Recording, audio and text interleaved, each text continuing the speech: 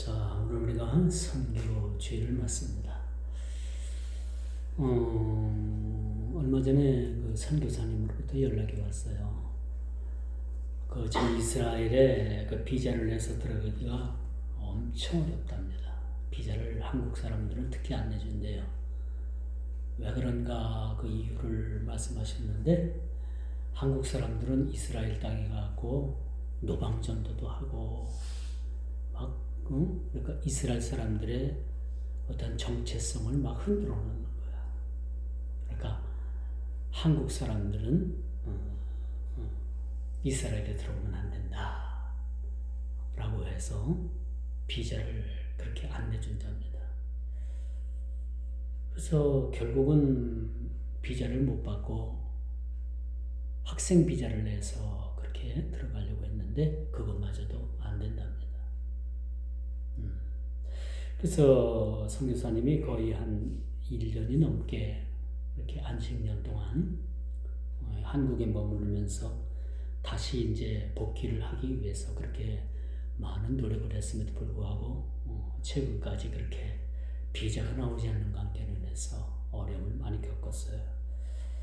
이게 더 이상 미룰 수가 없어서 우리 선교사님이 무슨 비자로 지금 이스라엘에 들어갔는가 하면은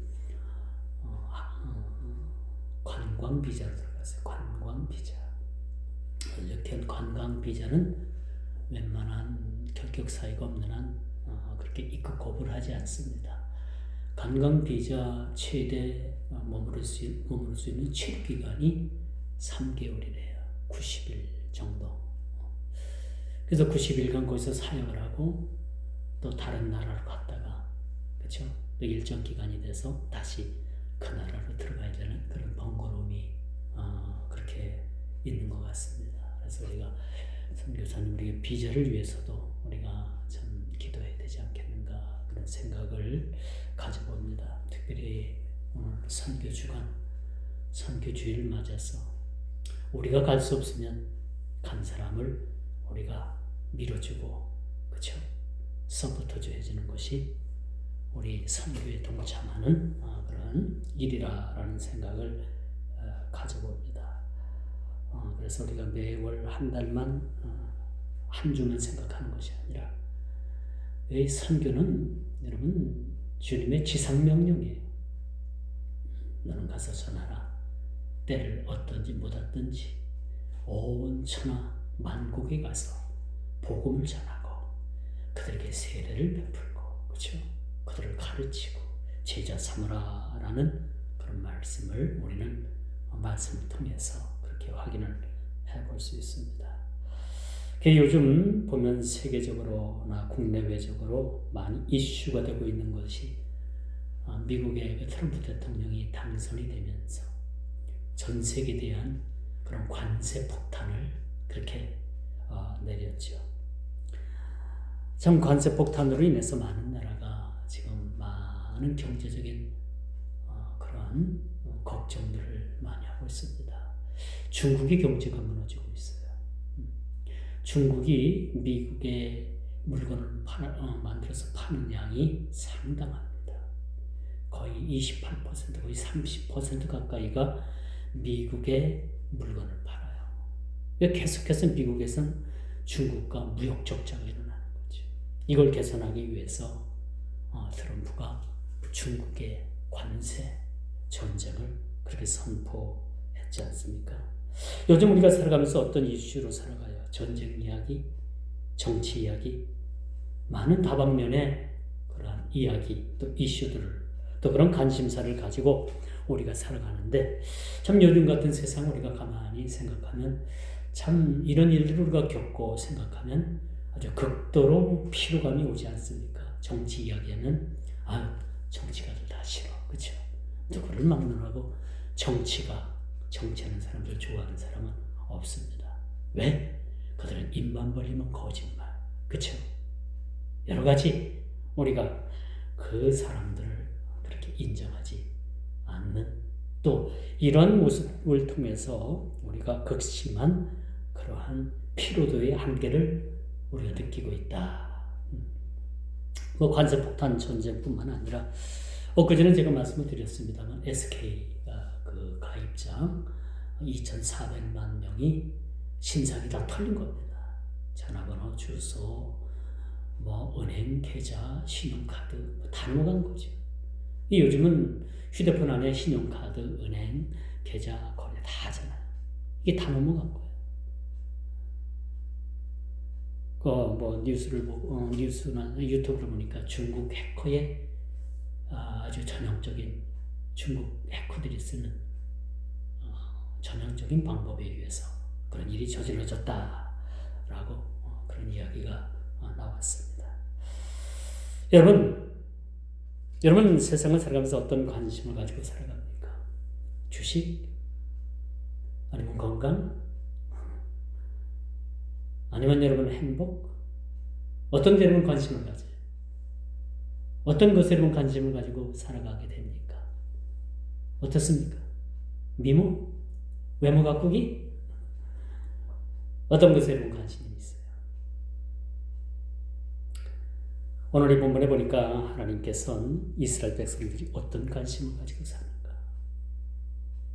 이스라엘 백성뿐만 아니라 오늘 21세기를 사는 저와 여러분들에게도 하나님께서 하나님의 눈으로 저와 여러분들을 바라보시는 거예요. 그리고 우리 각 개인이 어떤 관점으로 세상을 살아가는가 라는 것을 하나님께서 눈여겨보고 계신다는 겁니다. 그럼 과연 우리가 하나님 관점에서 어떤 삶을 살아야 될까요? 하나님 관점에서. 하나님 관점에서 보면 인간은 어떻게 되는 거예요? 어떻게 살아야 되는 거예요? 하나님의 자녀로서 그 본분과 사명을 우리가 다하게 해야 되는 거죠. 마땅히 하나님의 자녀면 하나님 자녀로서 우리가 살아가게 되는 거예요. 이게 선택된 하나님의 백성들의 모습이라고 볼 수가 있는 거죠. 그래서 하나님의 온통 관심은요, 누구에게 있는가? 저 먼 나라 우주에 있는 건가? 아니에요. 그 먼 나라 우주에 있는 우리 그 눈을 통해서 볼 수 없는 그 이상적인 그 이후에 그 세계, 그런 것에 하나님의 관심이 있는 것이 아니라 하나님은 자기의 형상대로 지음받은 사랑하는 그 자신의 자녀를 관심을 갖게 되는 거예요. 여러분 뱃속에서 여러분 배보다 나은 자식을 관심을 많이 갖잖아요. 근데 여러분 자녀가 아닌 타인에 대해서 여러분들이 관심을 많이 갖나요? 솔직히 덜 갖죠. 이웃에 대해서 관심을 가져요. 그렇지만 내 자녀, 내 배에서 나온 내 자식만큼은 관심 가지 않는다는 거예요. 하나님도 마찬가지입니다. 온통 하나님의 관심은 어디에 있는가? 우리 사람에게 있어요. 인간에게 있어요. 하나님께서 하나님이 형상대로 지음받은 인간에게 있다는 거죠. 그 인간 중에서도 누구예요? 하나님께서 선택한 하나님의 백성에 대해서 관심이에요. 오늘 본문대로 말씀을 드리자면 구약으로 말하자면 하나님의 선택된 누구예요? 이스라엘 백성인 거예요. 특별히 하나님께서는 이 선택된 백성들에게 관심을 가지고 계시는 거죠. 그런데 인간이 다른 데 눈을 돌린다는 거, 하나님의 자녀가 하나님의 본분을 망각하고 하나님 자녀로서 살지 않고 세상 이방 사람들보다도 더 추악한 그런 못된, 그런 잘못된 삶을 살아간다면 이건 반드시 하나님의 눈밖에 날 수밖에 없다라는 것을 우리가 보게 되는 거죠. 하나님께서는요, 출애굽을 하고 그 시내산에서 모세를 시내산으로 올라오게 해가지고 거기서 뭘 수요하시느냐? 십계명을 수요하시는 거예요. 그죠? 십계명. 여러분 십계라는 영어 봤죠? 제가 중학교 1학년인가 2학년인가 그때 십계라는 영화가 이 지방에도 이 충주에도 내려와가지고 이 십계 영화를 학교에서 20원인가 30원을 주고 단체 영화 관람을 봤어요. 이게 4시간짜리인 거래요. 1부, 2부 나눠져가지고. 그리고 아침 일찍 학교 등교해서 1시간 끝나고 오늘은 1학년, 내일은 2학년, 다음은 3학년, 뭐 학년 수가 많으니까 뭐 학년에 뭐 1학년이 보통 1000명 정도가 넘으니까 그렇게 해서 단체 영화 관람을 간. 그래서 그때 십계라는 영화를 그렇게 접하게 됐죠. 근데 이 십계명을 우리가 보더라도 첫 번째가 뭐야? 첫 번째, 나 외에 다른 신을 섬기지 말라. 우리 외우기 좋기는 1절, 하나님 외에 다른 신을 섬기지 말라 였습니다. 그렇죠? 2계명은 뭐야? 2계명. 어? 2계명. 몰라? 2계명은 바로 우상을 섬기지 말라는 거예요. 이게 돌판에 써가지고 1계명, 2계명 가지고 딱 돌비에 새겨서 모세의 손에 쥐어줬던 겁니다. 두 번째가 우상을 섬기지 말라. 외우기 좋게 뭐야? 둘째, 이상은 우상을 섬기지 말라는 것. 하나님께서 이토록 극도로 우상을 섬기는 일을 경계하셨어요. 오늘 본문 우리가 다 읽진 않았습니다만 1절부터 7절까지 읽는 중에 여러분은 뭘 느낍니까? 무슨 내용을 여러분들이 읽었어요? 하나님께서 우상의 죄를 범하는 이스라엘 백성들을 어떻게 하시겠다? 어떻게 징계하시겠다? 라는 내용이 바로 그런 내용인 거예요. 여러분, 아이러니하게도 카톨릭과 기독교는 10계명이 다릅니다. 카톨릭의 10계명, 카톨릭 천주교의 10계명이 틀리고 우리 기독교의 10계명이 틀려요.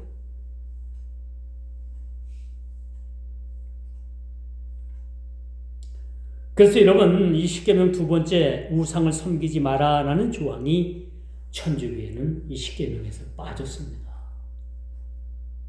빠졌어요. 우리 기독교는 정확하게 두 번째 우상을 섬기지 말라. 가톨릭 천주교에서는 이 10계명 중에 2계명인 우상을 섬기지 말라는 조항이 빠져 있습니다. 놀랍죠? 이런 걸 여러분들이 발견해야 돼요. 왜 그렇겠습니까? 제가 유럽을 다녀오고 2번 이렇게 다녀오고 하는데 유럽에는 그 성당이 많아요. 성당이. 근데 유럽도 카톨릭 인구가 아주 그냥 급격하게 지금 줄어들고 있습니다. 그 자리에 이슬람이 그렇게 자리를 하고 있습니다만 그 성당을 그렇게 방문해 보면 성당이 너무너무 화려해. 그리고 그 성당 안에 불필요한 것들이 너무너무 많아. 불필요한 것들. 거기는 뭐 성인이라고 하고 성인 형상을 만들어 놓고요. 여러 가지 형상들을 만들어 놨는데 어지러워. 여러분 처음 여러분들이 유럽 가서 여행을 가고 하면은 적응이 안 될 거야. 유럽은 성당밖에 갈 곳이 별로 없어. 유명한 성당들이 많으니까. 가보면 너무나도 우리 기독교하고는 맞질 않아. 왜 교회에 이런 어떤 그런 성당 안에 이상한 형상들을 만들고 불필요한 것들을 만들고 그렇게 수없는 것들을 만들어가지고 한마디로 말해서 혼란스럽다. 그런 생각을 그렇게 가지고 옵니다. 일찍이 로마 교회는요, 로만 카톨릭이라고 하죠. 로마 교회는 이 동로마 교회와 서로마 교회가 그렇게 분립되기 이전에 카톨릭도 분열을 했어요. 그래서 동로마, 서로마로 그렇게 분열이 됐는데 결정적으로 로만 카톨릭이 분열을 하게 되는데 왜 분열을 했는가? 잘 들어보세요. 그 성당 안에 성상, 뭐 예수님의 모습이라든지 뭐 다른 형상이라든지 그걸 벽에 거는 문제 때문에 로마 제국 천주교가 두 개로 쪼개진 거예요. 이걸 걸어도 된다라고 하고 결정을 한 그러한 집단이 서로마 제국이고 로만 가톨릭이고, 안 된다 해가지고 갈라진 것이 동로마 제국인 거예요. 로만 가톨릭이 된 겁니다. 그래서 지금도 갈라져 있잖아요. 지금도. 이렇게 둘로 나눠졌습니다. 여러분, 우리 장로교의 창시자인 존 칼빈은요, 목사님들이 강단에서 이 가운 입잖아요. 가운 입고 목에 막 줄도 넣고, 뭐 여기 막 박사 그냥 표시도 하고 알록달록하고 마치 로마 교황 마냥 그렇게 가운을 입고 강단에 서는 목사들도 있습니다. 여러분 TV에 되면 주일 강단에 그렇게 화려한 가운을 입고 그렇게 강단에서 설교하는 목사님들이 계시는데, 이게 어디서 온 거냐? 로만 카톨릭에서 온 그런 잔재들인 거예요. 그래서 존 칼빈은요, 칼빈은 목사가 가운 입는 일에도 조차도 조심해야 된다. 저도 1년에 몇 번 안 입잖아요. 그렇죠? 절개 때만 입고. 그러니까 조심해야 돼요. 이러면 자유주의 교파 중에 감리교 같은 데는요, 루터교 같은 데는 그 목사가 가운 입고 나오는 거 봐봐요. 로만 카톨릭의 교황들이 입는 옷 같은 거 비슷한 걸 입고 나와요. 아직도 거기는 로만 카톨릭의 잔재를 걷지 못한 거예요.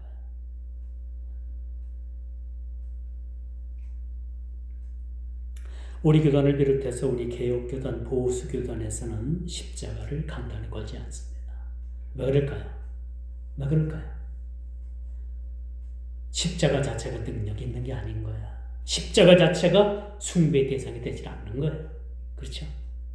그렇기 때문에 이 십자가가 마치 능력이 있는 것 마냥 이 십자가의 상징적인 모습이 변질이 된 거죠. 그래서 여러분, 예전에 제가 드라큘라 영화를 봤어요. 1탄, 2탄, 3탄을 봤던가. 근데 드라큘라가 나타나고 거기 신부가 나타나가지고 신부가 십자가 목걸이를 걸고 나오잖아요. 그래서 십자가를 다 그 드라큘라 앞에가 대면 드라큘라가 꼼짝 못하고, 그건 영화일 뿐이야. 십자가가 능력이 있는 게 아닌 거야. 그건 영화예요. 컨셉이 하나예요. 우리는 잘 알아야 되는 거예요.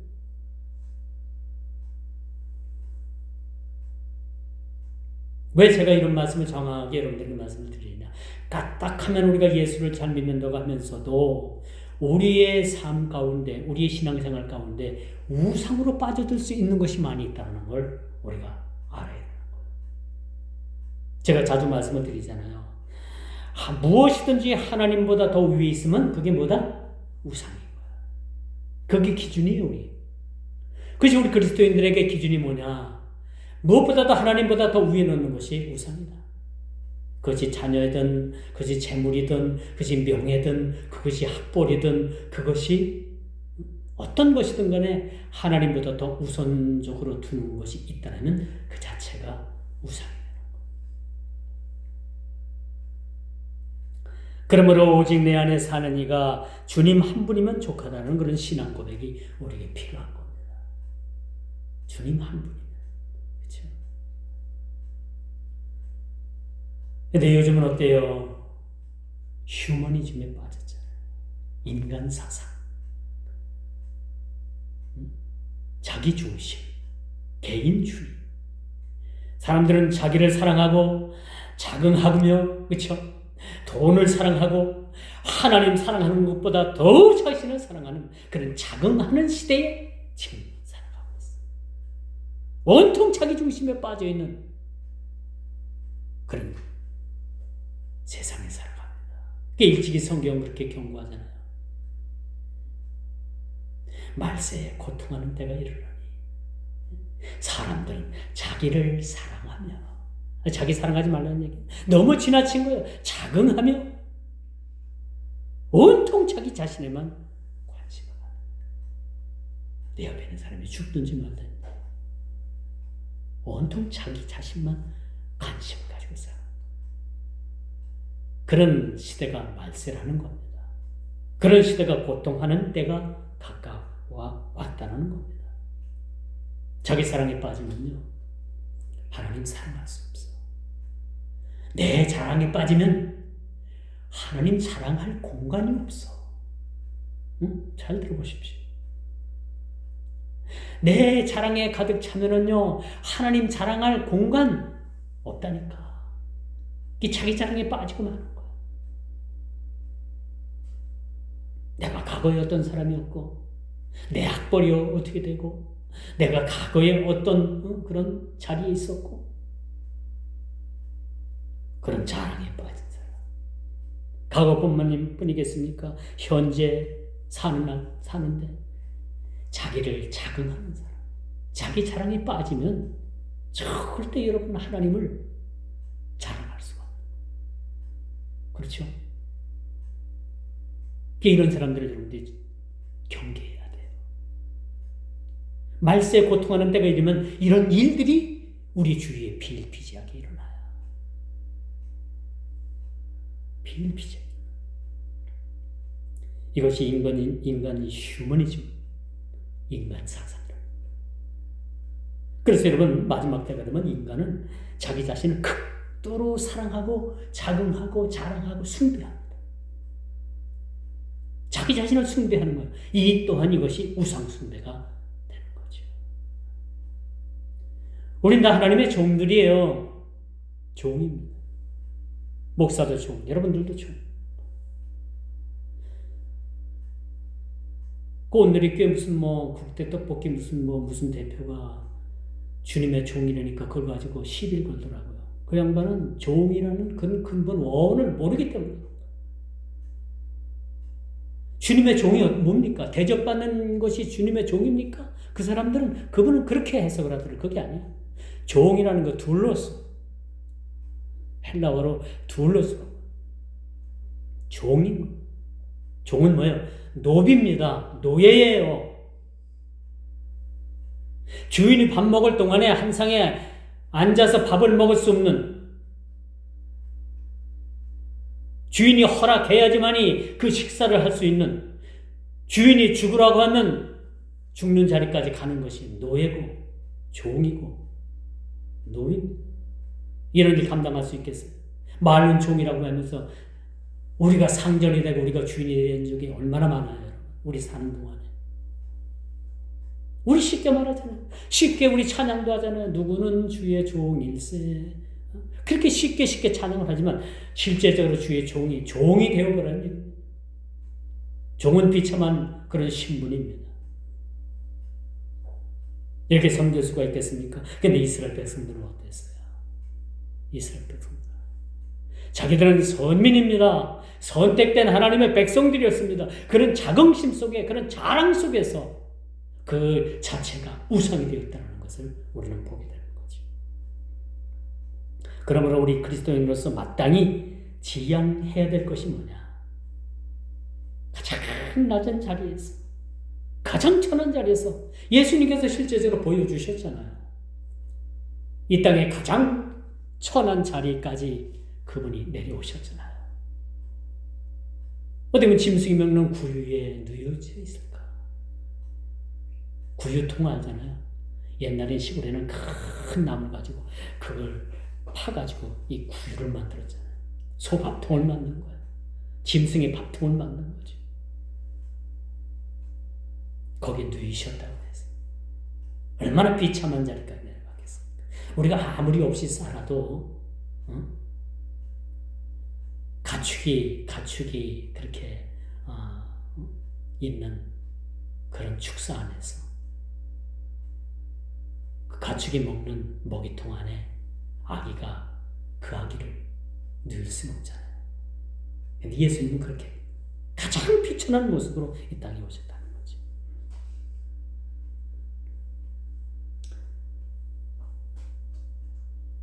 오늘 본문의 내용이 뭡니까? 사신 하나님을 버리고 우상제에 빠졌다는 거예요. 우상의 제에 빠졌다. 그 결과 하나님께서 이스라엘 백성들을 심판하시겠다라는 그런 결과적인 내용을 우리가 보게 됩니다. 이 에스겔서를 읽어보면 참 좀 부담이 가요. 읽으면서도. 저는 말씀을 설교하면서도 본장 전체를 통째로 다 읽고 일주일 내내 이걸 읽으면서 이 말씀이 뭘 얘기하는 건가? 이게 읽을 때마다 부담이 가요. 왜? 하나님께서 심판하시겠다. 어떨 때 보면 무지막지하잖아요. 어떨 때 보면 그 심판이 그 하나님의 징계가 너무나도 무겁잖아요. 이스라엘 백성들의 큰 죄를 지었다는 것은 백성들을 심판하신다는 겁니다. 이는 당연한 결과죠. 백성들은 하나님과의 언약을 버리고 우상을 택했다는 거예요. 왜 하나님께서 심판하실까? 사신 하나님을 버리고 우상을 선택했다는 거예요. 거기는 뭐 아세라상이 있고, 그 뭐 어떤 여러 가지 그런 태양상, 태양신도 있을 것이고 여러 가지로 그들이 이방 신들이 섬기는 그런 신들을 섬겼을 것이라는 거죠. 하나님께서는요, 이스라엘 백성들을 가나안 땅에, 그 애굽 땅에서 인도하시고 40년 만에 가나안 땅에 이스라엘 백성들을 들여보내시면서 하나님의 높아심이라고 할까요? 하나님의 염려라고 할까요? 그 하나님의 염려는 무엇인가 하면 이스라엘 백성들이 가나안 땅의 원주민들을 쫓아내고 거기 들어가서 정착하게 살면 참 행복하고 좋은 일이고 그것이 젖과 꿀이 흐르는 땅인데 하나님의 염려는 한 가지가 있었어요. 이스라엘 백성들이 그 가나안 땅에 사는 일곱 족속 히브리 아기어 헷가다 그 일곱 족속의 머리만 딴 그런 외우기 쉬운 족속인데 이 족속들이 맹렬히 섬기던 우상 혹시나 그들이 섬기던 우상을 본받지는 않을까 이 하나님 마음 한켠에 늘 염려가 됐다는 거예요. 우리 인간으로 표현하자면 그렇다는 겁니다. 근데 뭐 아닌걸? 웬걸? 얼마 되지 않아가지고 가나안 땅 원주민들이 섬기던 그 우상보다도 더 맹렬히 우상을 섬기는 죄를 범하게 된 거예요. 그게 오늘 본문 말씀에 지적하는 내용들인 거예요. 더하면 더했지 덜하지 않고 이 상황에 빠졌다는 겁니다. 속된 말로 오늘 말씀은요, 하나님을 배도한 일이 짐작컨대 마지막 때에는 믿는 모양을 가져서나 믿는 모양의 경건의 능력을 믿음의 능력을 잃어버린 자들과 별반 다를 것이 없지 않을까 하는 생각을 가져봅니다.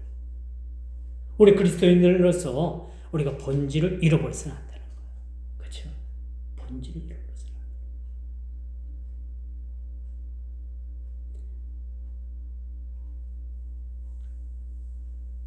그런데 여러분, 언제나 인간의 마음속에는 배도하는 마음이 기본적으로 깔려 있는 것 같아요.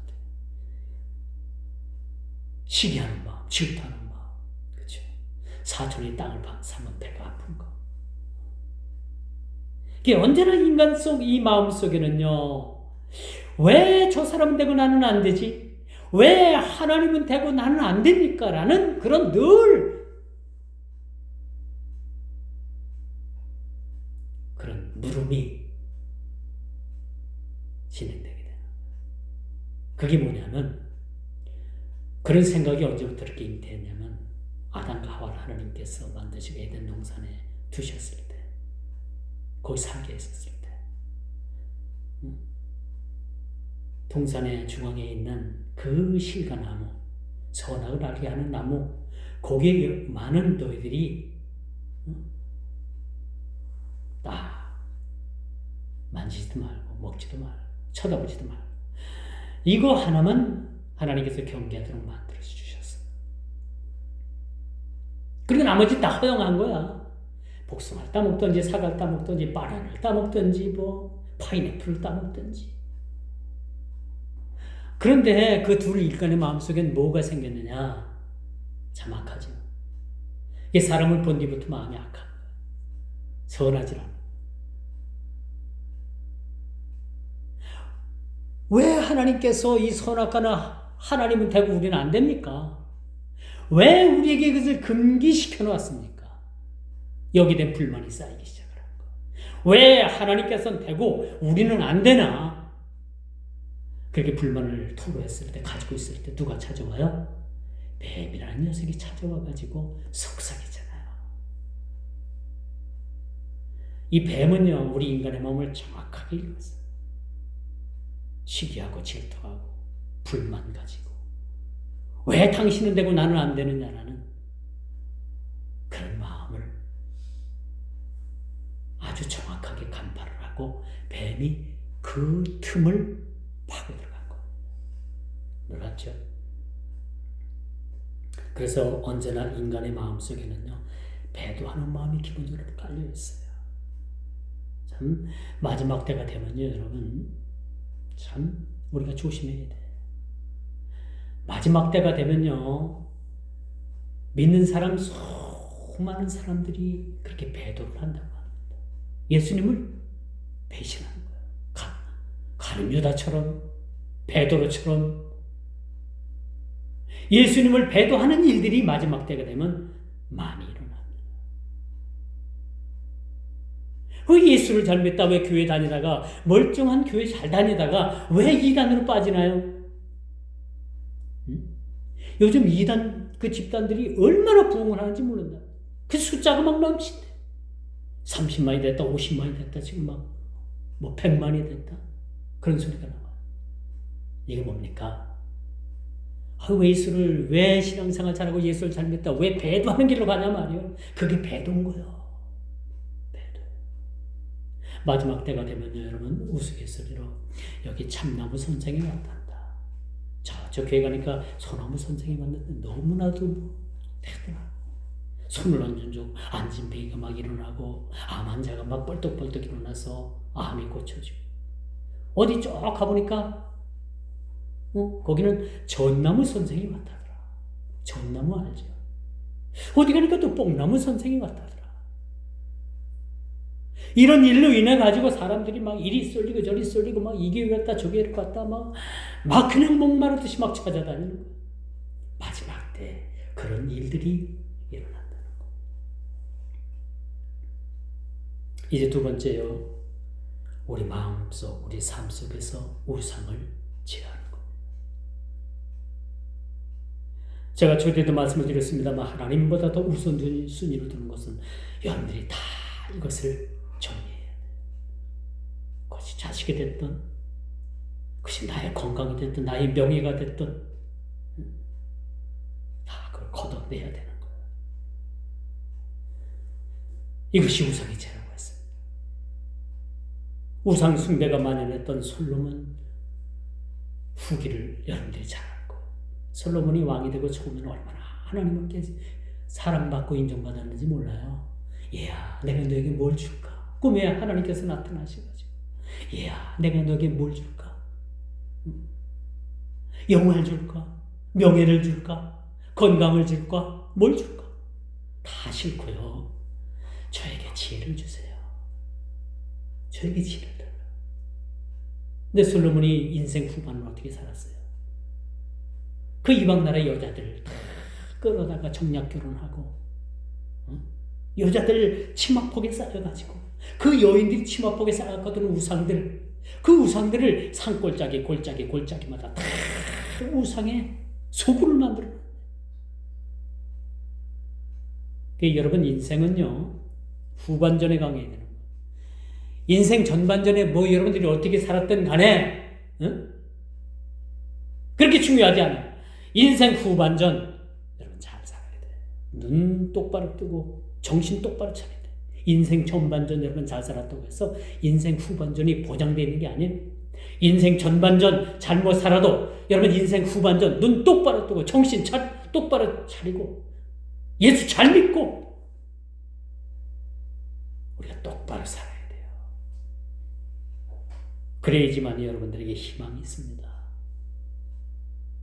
솔로몬 같은 꼴이 나지 않는 거예요. 그래야지만. 솔로몬의 인생 전반전을 잘 살았어요. 인생 후반전이 그 솔로몬으로 인해 가지고, 그 죄악으로 인해 가지고 솔로몬 사후 이후에 나라가 두 동강이 나버리잖아요. 제가 몇 년 전에 일본을 갔는데요. 가는 곳곳마다 전부 다 신사가 세워졌어요. 이 신사가 안 세워진 곳이 없어. 그래서 가볼 만한 데가 없어. 가이드는 뭐 여기 좋다 저기 좋다 뭐 해서 가 사진 찍어라 뭐 들어줘 했는데 영 아니야. 영 아니야. 거기 좋은 건 온천물 하나. 호텔에 온천물 하나 좋은 것밖에 없더라. 그리고 한밤중에 라면인지 그걸 원하면 끓여줘요. 맛있어. 근데 그곳을 그렇게 도쿄를 가보고 오사카를 가보고 이렇게 가봐도 가는 곳곳마다 우상이 우상. 우상을 그렇게 만들어놨더라고요. 한마디로 우상이 찌드는 거죠. 자, 오늘 본문의 말씀은 심판의 원인을 우리가 알아야 됩니다. 심판의 원인. 심판의 원인은 그들이 하나님을 섬기는 일에 멀어지고 우상을 섬겼다는 것. 오늘 여러분들이 이 본문 말씀의 핵심의 키포인트입니다. 키워드예요. 우리의 삶에서 우상의 일들을 취하는 일들이 무엇보다도 중요하다라는 것을 우리가 교훈을 얻게 되는 거죠. 그러므로 여러분, 솔로몬의 지혜와 영화보다도 솔로몬의 지혜와 영화가 얼마나 화려했겠어요. 솔로몬 궁전을 짓고요, 성전을 짓고 왕궁을 짓고 얼마나 화려했어요. 그런데 저는 이보다도 욥의 인내가 훨씬 더 값 있어 보입니다. 욥, 우리가 욥기서를 우리가 강론을 했잖아요. 욥기서 설교 들어봤잖아요, 저한테. 그렇죠?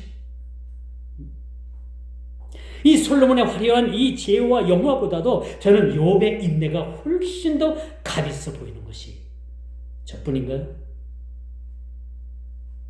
아니라고 봅니다. 우상의 찌든 때를 벗겨낼 수 있는 것은 인내가 훨씬 더 값 있어 보이는 거예요. 인내가 훨씬 더 우상의 찌든 죄를 벗겨낼 수 있는 거예요.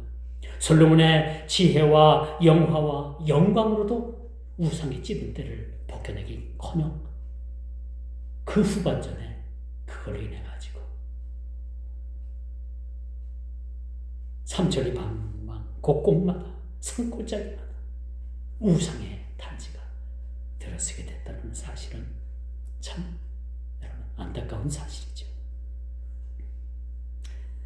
오늘 유다의 멸망의 원인을 언급하고 있습니다. 나머지는 여러분들이 집에 가서 읽어보세요. 이는 하나님께서 가장 미워하시는 죄가 무엇이냐? 우상 숭배라. 우상 숭배. 우상 숭배. 큰 바위에 가서 바다에 큰 형상을 만들어 놓고 그렇게 절하고, 그것도 물론 우상입니다. 근데 여러분들이 또 잊어먹을까 봐 제가 반복하는 거예요. 우상이 뭐냐? 무조건적으로 여하튼 하나님보다도 위로 두는 게 다 우상인 거예요. 이제 마지막 세 번째 하나님의 징계는요. 이 징계의 궁극적인 목적이 무엇일까? 왜 그들을 징계해야만 했을까? 첫째, 유다의 죄를 묻기 위해서 징계라는 카드를 하나님께서 꺼내 드셨죠. 이는 백성들로 하여금 깨닫게 하기 위한 일하는 거예요. 하나님의 징계받지 않고 하나님께 돌아오는 자, 이게 복 있는 자예요. 제가 시골교회에서 목회할 때 어느 여집사님이 목사님 그래도요 하나님께 매 맞고 신앙생활하는 게 더 은혜스럽지요. 아이고 맞아봐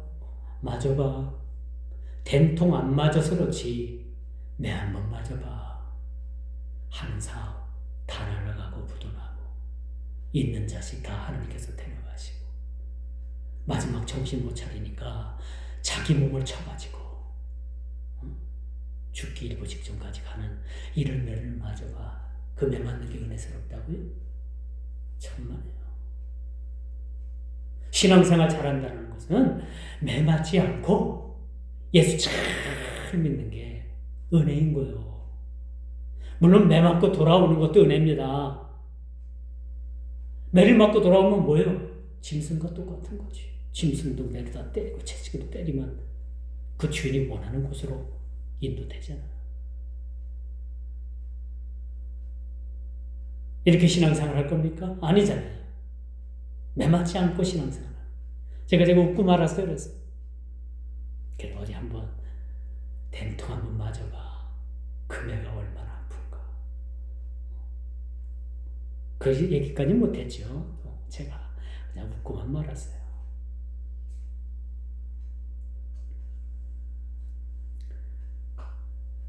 또 한 가지 하나님께서는 징계를 내리시는데 그렇다면 왜? 뭐나 지금까지 그렇게 살아도 아무 하나님께서 반응도 없고 지금까지 잘 살았는데 아니에요. 하나님의 인내심은 여러분들이 간과해서는 안 돼. 여러분들이 계산하는 시간하고 하나님께서 계산하는 시간은 전혀 다른다는 얘기입니다. 오늘 하나님의 징계가 없고 하나님의 심판이 없다고 해서 이 징계가 유보된 것인가? 아니면 심판의 이 징계가 무용론이 되는 것인가? 절대 아니옵시다. 하나님께서는 정확히 하나님의 시간대가 되면 정확하게 하나님의 일을 행하시는 분이 하나님이시고, 왜 하나님께서 길도록 인내하고 계시느냐 그러면 우리가 그토록 그릇되게 살고 우리가 그토록 우상을 섬기고 그렇게 우리가 신앙에서 떠난 삶을 살아도 여전까지 우리 삶에 아무것도 일어나지 않았는데, 그렇다고 해서 하나님께서 심판의 무용론을 우리가 얘기할 수가 있을까요? 아니죠. 그게 아닌 거예요. 반드시 하나님께서는 그 일에 대해서 돌아오지 않으면, 돌이키지 않으면, 제자리로 돌아오지 않으면 심판하시는 거예요.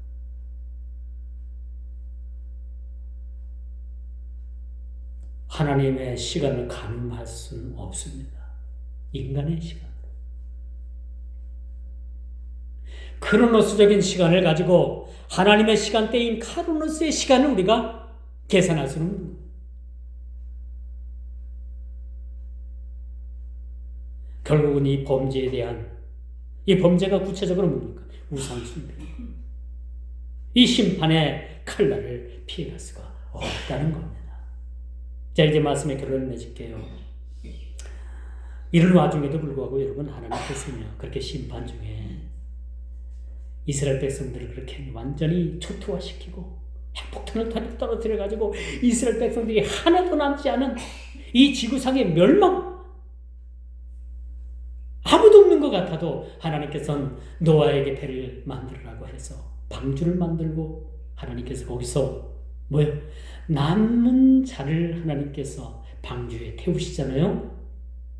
이런 하나님의 심판에도 불구하고 하나님께서는 이 하나님의 구원을 통해서 그 남은 자를 보호할 것이라는 말씀을 오늘 6장에서 그렇게 말씀해주고, 남은 자.